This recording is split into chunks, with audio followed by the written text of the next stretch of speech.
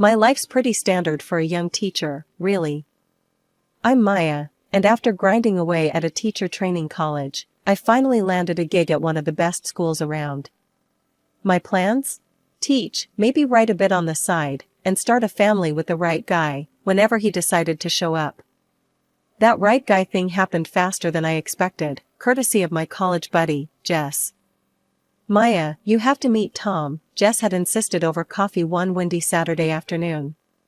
He's looking for something real, and you too. I dunno, I just have a feeling about this. Tom and I met at a local dive bar that evening. He was easy to spot, a head taller than most and with a laugh that filled up the room. I was nervous, fixing my hair like 100 times, but when he smiled, all that anxiety melted. Hey, you must be Maya. Jess hasn't stopped talking about you. No pressure, right? Tom joked, pulling out a chair for me. Yeah, no pressure at all, I laughed, settling down. Just deciding the course of my future in one evening. We hit it off instantly. Tom was in finance, a bit dry for my taste, but he made it sound like an adventure every time he talked about his day. He loved hiking, hated sushi, and had a soft spot for cheesy 80s movies. 2 years later, we were setting up our own little home. The wedding was nothing fancy, just close friends and family in a small garden ceremony. It was perfect for us. Tom's mom, Elaine, seemed nice enough, always with a polite smile and ready with a helping hand. We were off to a good start, or so I thought. Living together was a breeze at first. Tom was supportive, and we backed each other up, no matter what. Then the pressure started, subtly at first, but then all the damn time. Maya, when are you two giving me a grandkid? You know, Tom's my only shot at this. Elaine would drop casually into conversation every time she visited. It was like a broken record, each time more pressing than the last. I tried to play it cool, keep the peace. We're working on it, Elaine. These things take time, I'd say, forcing a smile while chopping veggies or setting the table. After dinner, as we were cleaning up, Tom turned to me, his expression softening. Hey, sorry about Mom. She's just eager. We're okay, aren't we? Yeah, we're okay, I assured him, though part of me wondered just how long we could keep batting away the pressure before it started to crack something inside us. Living with the constant pressure to start a family was like walking on eggshells that kept stacking higher. Elaine's reminders were relentless, and with each visit, her patience seemed to wear thinner, like sandpaper against my already frayed nerves. It was a sunny Saturday morning, and Tom and I were enjoying a rare day off together. We were in the middle of a lazy breakfast when Elaine's car pulled up. Before she even stepped in, I knew we were in for another round of her grandkid campaign. Morning, you two. I was just at Linda's grandkid's christening. Adorable little thing. So, any news on my future grandchild? Elaine breezed into the kitchen like a whirlwind of expectation. Tom choked on his coffee, coughing a polite morning, Mom. I plastered a smile on my face, bracing myself. Hi, Elaine. We're just enjoying our breakfast. Want some coffee? I offered, trying to divert the conversation. No, I'm fine. Just here for a quick chat. Maya, you're not getting any younger. You know, it's all about timing. You need to be more proactive. Maybe see a doctor, or try those fertility treatments I was reading about, Elaine suggested, her voice a mix of faux concern and barely concealed urgency. I could feel the heat rising in my cheeks. We are perfectly capable of handling it, Elaine. And we will see a doctor if we think it's necessary, not because we're on a deadline, I snapped, a little louder than intended. Tom's hand found mine under the table, a silent plea for calm. Mom, really, it's our life. We'll take care of it. Let's not ruin a nice morning, he said, his tone firm yet respectful. Elaine sighed, a theatrical display of her frustration. I'm just saying, I want to see my grandkids while I'm still able to enjoy them. Is that too much to ask? There's more to our lives than just making babies, Elaine. We have careers, our own plans. I started, but Tom squeezed my hand, a gentle warning to tread lightly. I know. But remember, family is everything, Elaine retorted, her words sharp as she grabbed her purse. I'll leave you to your plans then. Just think about what I said, okay? After she left, the tension lingered like a bad odor. Tom and I spent the rest of the morning in silence, each lost in our thoughts. It was clear Elaine's visits were becoming a battleground, and we were always on the defense. That evening, we decided to take a walk, needing to clear the air.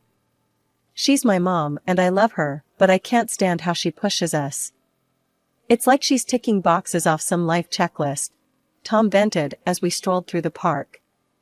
I get it, she's excited, but it feels like she's more worried about being a grandma than our happiness or health, I replied, frustration simmering. It's like we're not real to her unless we produce a grandchild. We need to set some boundaries, Maya. Next time she starts up, we need to be clear, firm, but clear, Tom said, his hand tightening around mine. As we headed back home, the weight of our situation settled in my stomach like a stone. Setting boundaries with Elaine was going to be tough, but necessary. I wasn't just fighting for our peace, I was fighting for our future, whatever it might hold.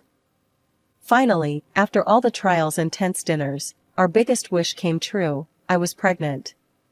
Tom and I were over the moon, floating on a kind of happy haze that felt almost unreal.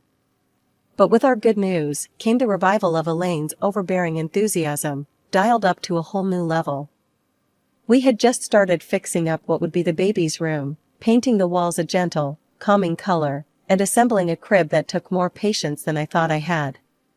It was during one of those DIY afternoons that Elaine showed up, unannounced as usual, wearing a bright pink t-shirt that screamed future grandmother in bold, impossible to miss letters. Look at this, isn't it cute? Elaine beamed, stretching the fabric out for us to see. Got it custom made. Elaine, could you maybe not announce it to everyone yet? We're still early in the process, and, just trying to be cautious.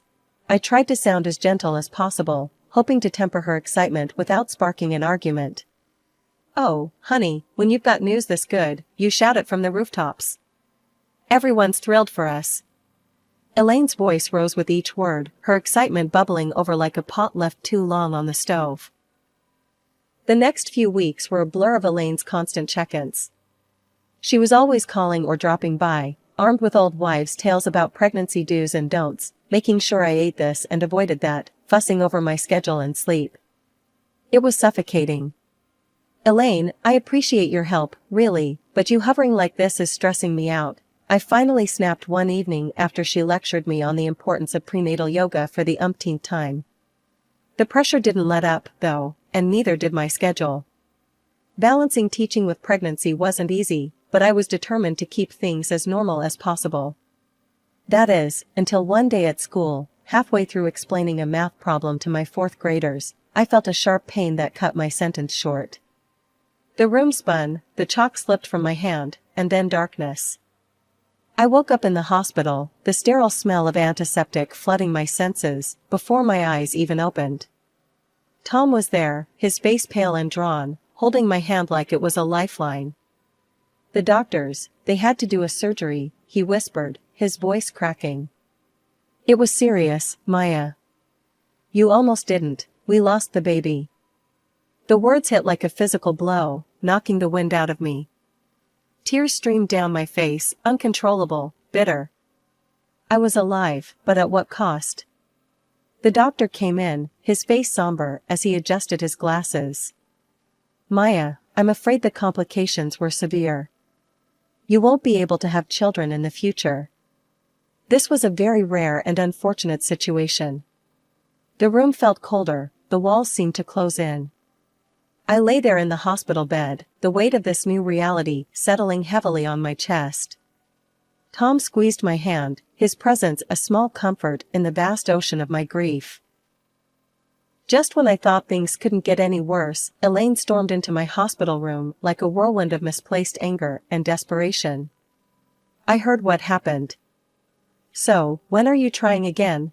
We need to start planning, she blurted out the moment she entered, barely even acknowledging my state.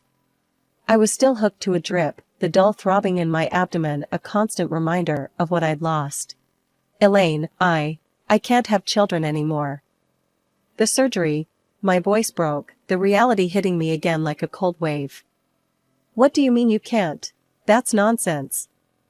Elaine's face turned a shade of red I'd never seen before. She stormed out of the room, presumably to find a doctor who would contradict the irreversible truth. Tom held my hand, his eyes filled with silent apologies for his mother's harshness.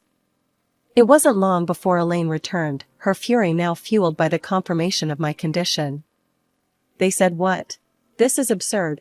You've taken away my chance to be a grandmother. She was yelling so loud that a nurse peeked inside, her eyes wide with concern. Mom, please. Tom interjected. This isn't helping. Maya needs rest. Rest? What she needs is to think about her family, about us. This is selfish. Elaine's words were like daggers, each one slicing through the little composure I had left. I'm not choosing this, Elaine. Why can't you understand?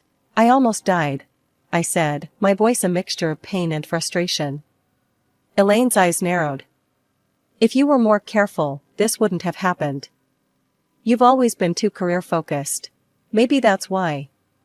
Enough. Tom's voice boomed across the room. Mom, leave. Now. We'll talk when you're ready to be reasonable. But she wasn't done. Turning to me, her voice venomous, she hissed. You're not worthy of my son. You can't give him what he needs. You're not a real woman. Her words stung, burning into my memory. I felt a tear slip down my cheek, the saltiness mingling with the bitterness of her judgment.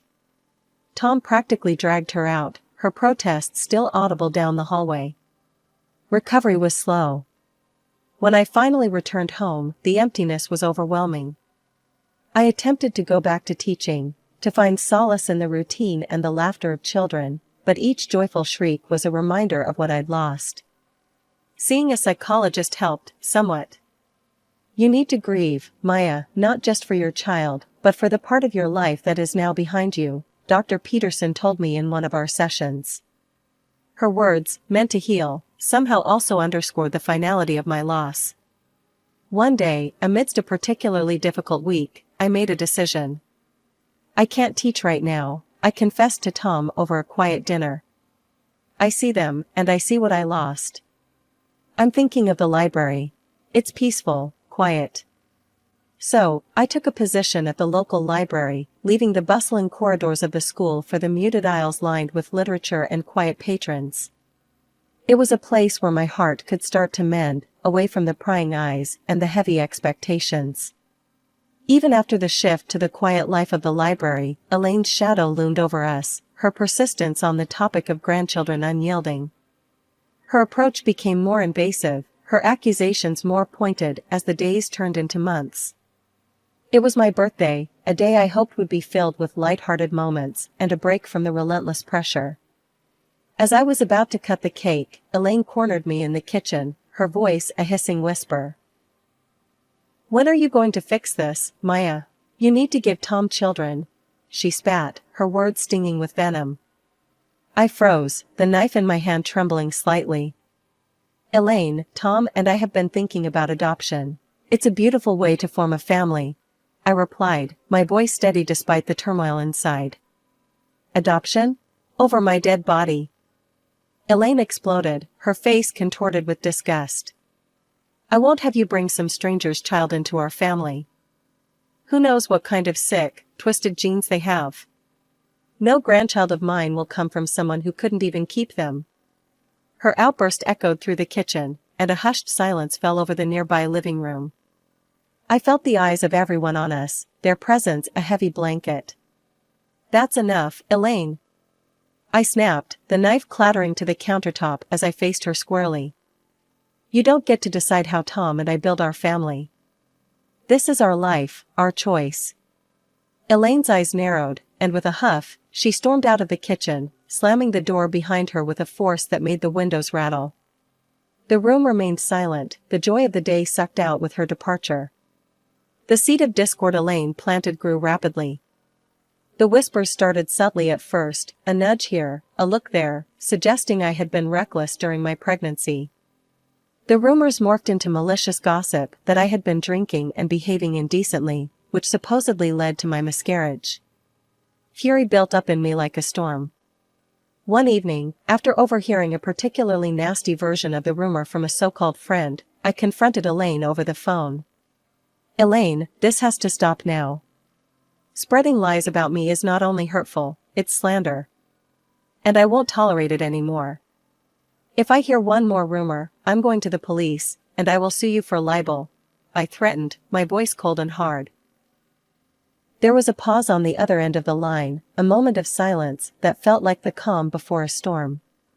Finally, she spoke, her voice low and devoid of its usual fire. "You wouldn't dare. Try me, Elaine. I'm done playing nice." After that call, the rumors stopped as suddenly as they had started. But the damage was done. The relationship was strained, the family gatherings now marked by a chilly formality that even the warmest smiles couldn't thaw. Life seemed to have returned to normal, but everything has changed, thanks to some perverted sense of humor. One morning, I found the first of many electronic postcards in my inbox. The image showed a smiling family, 2 parents with children playing around them, the picture of happiness. Below it, in cruel, stark letters, was written, "You will never be a mother." My heart sank, and a shiver ran down my spine. Who would send something so hateful? As if that wasn't enough, the physical manifestations of this hatred soon followed. One afternoon, upon returning from work, I found a box on our porch. Inside, grotesquely smeared with ketchup, were dolls. Attached was a note that twisted the knife deeper. "This is your fault. You are to blame for losing your child." I was horrified. Each new message, each package, felt like a blow to my already fragile state. Tears were my constant companions as I tried to grapple with the cruelty of these attacks. "Tom, look at this," I said one evening, handing him another vile package. My hands were shaking, my voice barely a whisper. "It's too much. I can't take it anymore." Tom was quick to act. "The neighbor, Mr. Jennings, he's got cameras all over his place. Maybe he caught something on video." We approached Mr. Jennings the next day, who was more than willing to help. He played back the recordings, and there, in clear, undeniable footage, was Elaine. The sight of her, stealthily placing those ghastly parcels at our door, was both a relief and a fresh hell. "Can't believe Mom would go this far," Tom muttered, disgust written all over his face. Armed with the evidence, we confronted Elaine at her house. The video was paused on the screen, her image frozen in the act of hatred. "Look at this, Mom. How could you?" Tom's voice was icy, his usual warmth gone. He pushed the laptop towards her, the betrayal in his voice echoing around the room. Elaine glanced at the screen, her expression unreadable for a moment. Then, without a hint of remorse, she shrugged.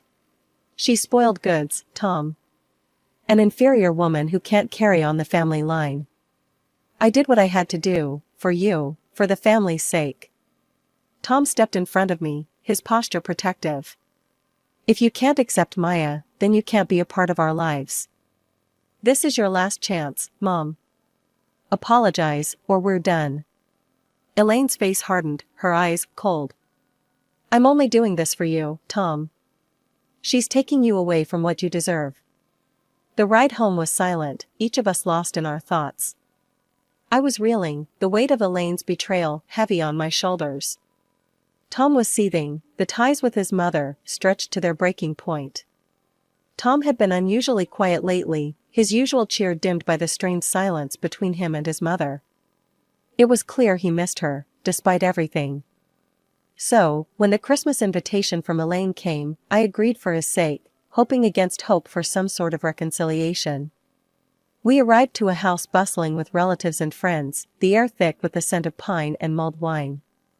Elaine greeted us with a tight smile, her eyes darting nervously.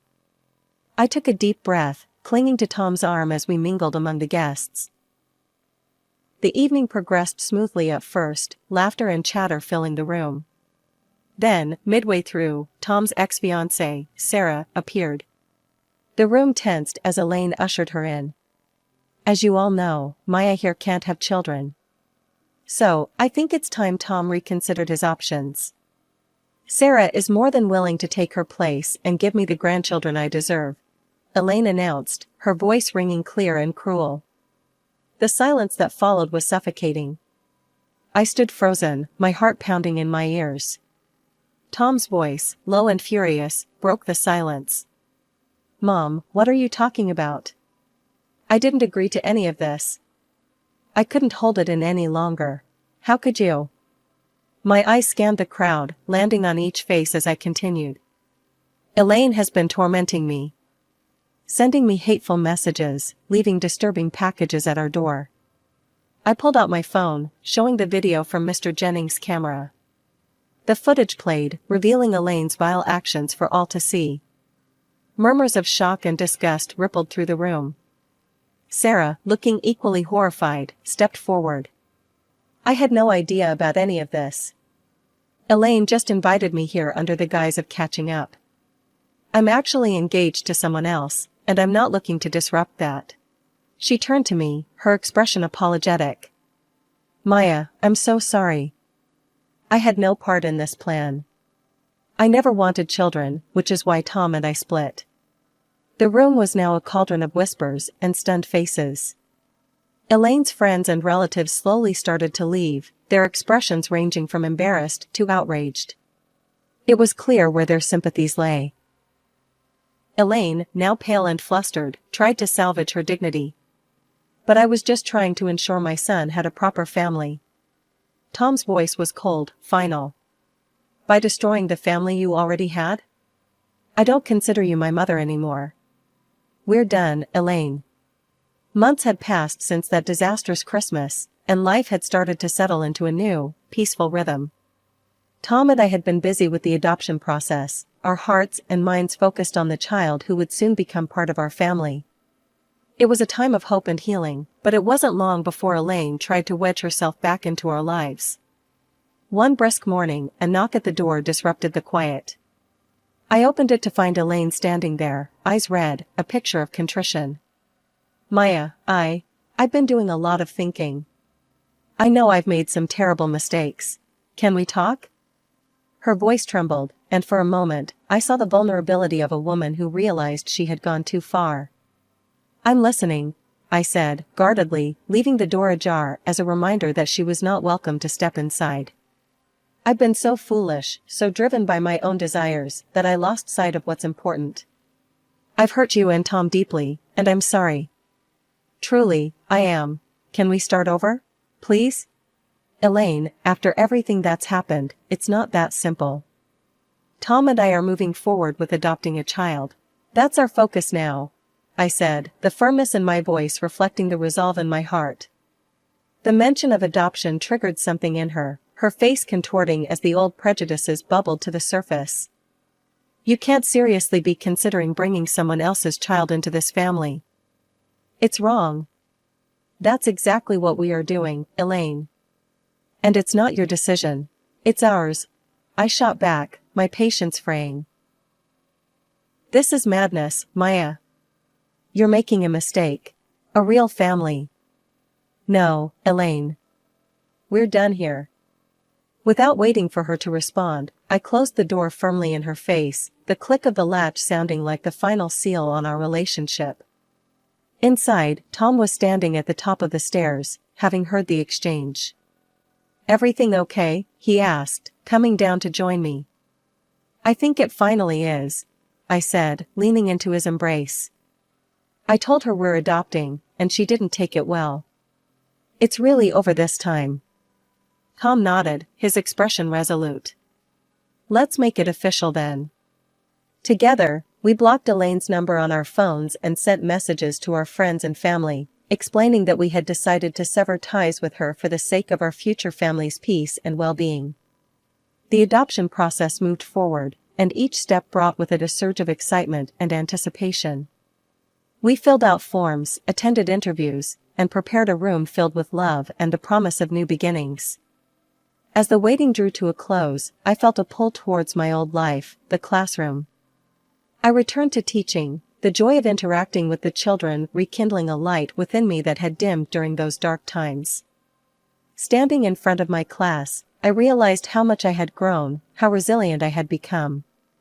The children's laughter echoed through the halls, a sweet sound that filled the empty spaces left by lost dreams.